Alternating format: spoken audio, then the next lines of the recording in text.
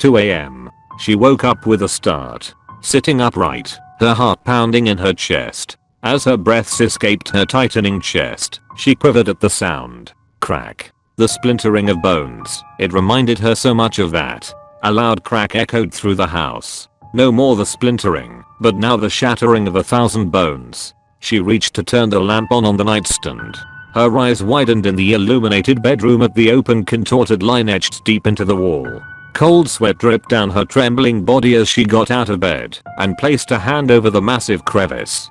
Her fingers rubbed against the exposed wall. Little pricks of needle-like wood stabbed at her skin, leaving tiny traces of blood. Memories flooded her brain. Memories of childhood, a dark childhood. The monster that had haunted her those many years ago. Tears rolled down her eyes until they were red and sore. A voice echoed through the air, soft as silk, yet with hidden tint of nails scraping against chalkboard. Abigail.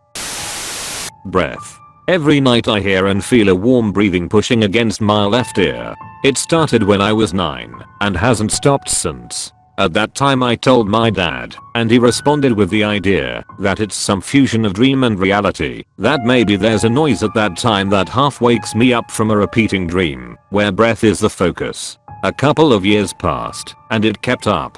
I wondered if I had any PTSD relating to the idea of breath and breathing, but the closest traumatic event I came to was the memory of my dad crying at the fact that my brother had left the house without coming back.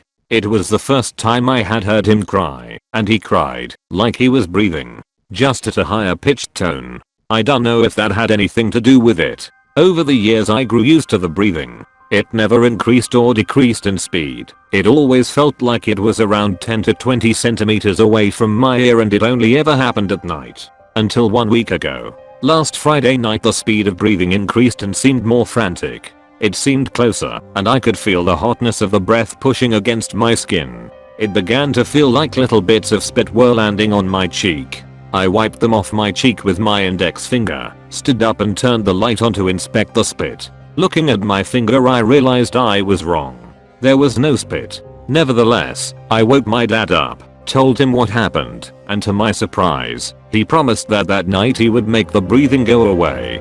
He went off to the kitchen.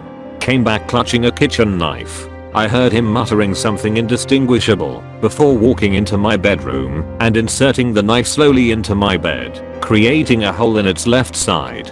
During this period the breathing in my ear increased rapidly until I heard screaming. Eventually, the screaming stopped, and once it did my dad pulled the knife out and left the room. I heard him slam his door shut. I heard him sobbing. The breathing had stopped. I always thought we occupied an abandoned house. I always thought spirits could at least maybe see or hear other humans. I always thought that my older brother had abandoned us, but it turns out he had just been living the entire time, sleeping on the left side of my bed. I now know that the only thing spirits can hear from humans is their breathing. The only thing that differentiates us from being human is the only thing that we can hear from them. It's good to have my brother back.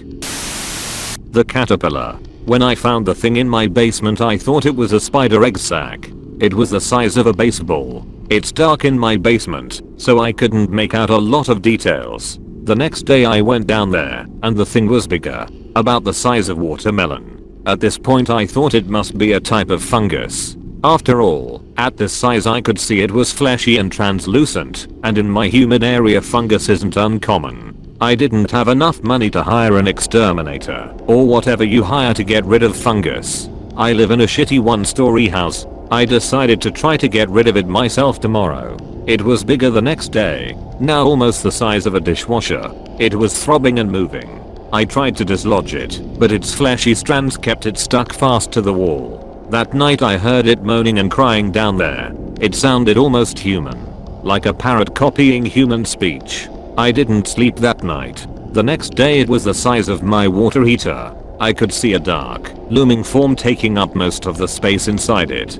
That night I was haunted by louder, more painful screams and groans. I decided to go down there and see what was going on. As soon as I opened the door to the basement the noises stopped. Something hit the cold basement floor with a heavy, wet smack. I slowly made my way down the stairs, shining my flashlight around wildly. My beam finally landed on a fleshy, segmented body, coiled and throbbing. My beam made its way down its long, disgusting body until it got to the head. It was smiling at me. Rows and rows of dull, human teeth. No eyes. It clicked and moaned, its seemingly endless amount of legs thrashing and writhing underneath its massive body. I thought it was an egg sac.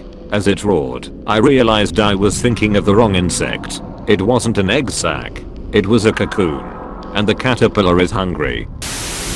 The angel. Last week, my son, Mike, had an exorcism. I reached out to doctors when his eyes went fully white and black lines appeared all over his body, but they couldn't diagnose him. Then, I reached out to the church and the priest said he could try an exorcism. A few days later, he showed up at our front door and said his equipment. He asked whatever was possessing my son to leave. It didn't leave him. The priest left and told me he'd be back the next morning. Mike's phone vibrated. A new message. From Tanaka, his girlfriend. It read, "Mike, I'm so sorry for what I trapped in you. Sorry for everything. Hope she takes good care of you." She, I thought, who's she? I read through their past messages. They were breaking up, and Tanaka told Mike to meet her at their uncle's cabin. That was the night Mike returned home, pale and exhausted. The next day, the priest returned, with someone who was also dressed like a priest, only he didn't have any cross. I let them in, and sat down with them. The priest introduced the man to me. "He's here to help," he said. "I'm from the Satanic Church," the man said. I was baffled, and couldn't believe what I was hearing. "Don't be scared. Your son's gonna be just fine," the man assured me. "I'm here to banish the angel inhabiting your son's body," the man said.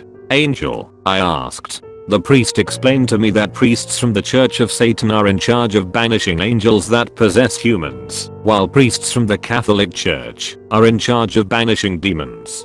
How? Why would angels possess humans? I asked. Angels don't possess humans by themselves. They were forced with dark magic, the man told me. The first person to ever come to my mind was Tanaka. It makes sense. She loved him so much. She didn't want to let him go. Mike's lucky it was an angel, not a demon. I'm praying right now, to God and to Satan, to save my son. Hope this ends well. I see faces in everything. Normal people only see faces when they look at a real person, or at something that closely resembles a face, like the spots on the moon. Dr. Anand told me this is called pareidolia. It's a normal thing, you see faces. Your brain is programmed to do so. Anand smiled. It would be worse if you couldn't see or recognize faces. Imagine a world where you can't even recognize your own dad's face. For a moment I thought she was right. Maybe everyone else saw the faces too.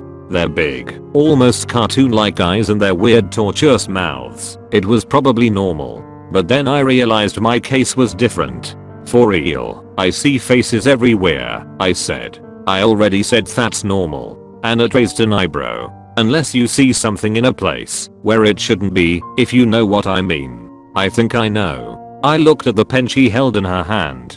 That pen you have, it looks happy. She stared at me without blinking for 3 seconds. Tell me, how do you think it's doing? I shrugged my shoulders. I think it's doing fine. It seems like it doesn't really like being chewed on, though. She nodded. And the other objects in the room, do they all have faces? There is nothing without a face, I replied. Your chair has one. The walls have them. Heck, even my pants have eyes and they are staring at me right now. And are they all happy? Anand asked. They are always smiling. Not a fake one, a genuine friendly smile. I stared at Anand's desk. Her elbows almost disappeared inside its mouth. Almost, but not quite. Are they hallucinations? I asked. Probably, Anand said. I've never seen anyone with such weird hallucinations, but I can't really think of anything else. After that appointment, I started taking risperidones. But the faces didn't go away. They were always there, looking at me, like I was the thing that made them happy. I just accepted I was crazy, threw the medication away, and continued my everyday life. Until today, the faces weren't happy as usual. They were angry. Monsters in the woods. The woods aren't safe for kids. At least, that's what my dad would say every time I'd ask if I could go on the monthly hunting trip with him and Uncle Joey when I was little. He'd sit on my bed in his hunting jacket and his camouflage and tell me that there are things in the woods, monsters that like to steal little kids away from their families and gobble them up while they are still alive. I'd always giggle and tell him I wasn't scared of anything, especially monsters that weren't real, to which he'd say you should be, before tucking me in, kissing my forehead, and saying goodnight. He and Uncle Joe I would come back a few days later, often with wide smiles and shining eyes, other times looking tired and ragged, almost sickly. I'm 16 now, the hunting trips still happen every month, and I had a dream last night. I dreamed I was a monster in the woods on a cloudy day, following something that smelled really good. After following the scent for a while, I caught up to the source. A family walking down one of the marked trails. 2 parents and a kid. What came next was pure instinct. I sped out of the trees and snatched the child in my arms, covering its mouth so it couldn't scream. I ran into the trees on the other side of the trail, running until I felt like it was safe. I set the child down, now unconscious though I'm not sure how, and just as I felt my jaw unhinge, I woke up and screamed. My dad ran in, pulling me close and holding me in his arms like hadn't in years. In between stuttering breaths, I managed to tell him about my nightmare. He sat back then, expression grave. Are you sure? I nodded, still too shaken to speak more than necessary. Son, I think it's finally time you joined me and your uncle on a hunting trip, he said. This morning at breakfast, once mom left for work, he told me we are leaving tonight. I don't know what to expect, but I'm starting to think I was wrong in thinking monsters aren't real. Maybe you should be scared of monsters. Thank you for watching. Like the video and leave a comment if you enjoyed. Subscribe to the channel, follow on Twitter, and join the Discord and subreddit so you never miss a new video.